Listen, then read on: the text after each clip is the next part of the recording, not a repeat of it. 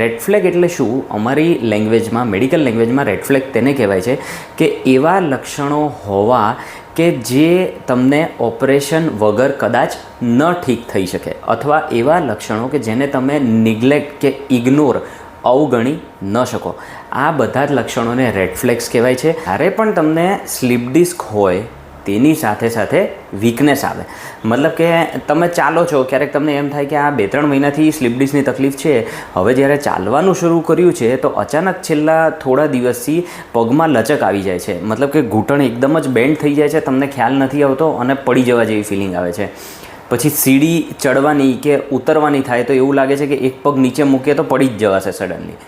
અથવા એવું થાય કે તમે ચાલતા હો તો તમારો જે પંજો છે તે પંજો ઘસડાતો હોય, જમીનને ઘસડાતો ચાલતો હોય. અથવા તમે ચપ્પલમાં પગ નાખવાની ટ્રાય કરતા હો તો તે તમારો પગ અંદર ઇઝીલી જતો ન હોય. આ બધી ઇનડાયરેક્ટ નિશાનીઓ છે કે તમારી નસ પર દબાણ વધારે છે અને તેમાં તમારે સ્પાઇન સર્જનને મળીને ઇમિડિયેટલી બીજા કોઈ ઇન્વેસ્ટિગેશન કરાવવાની જરૂરત છે.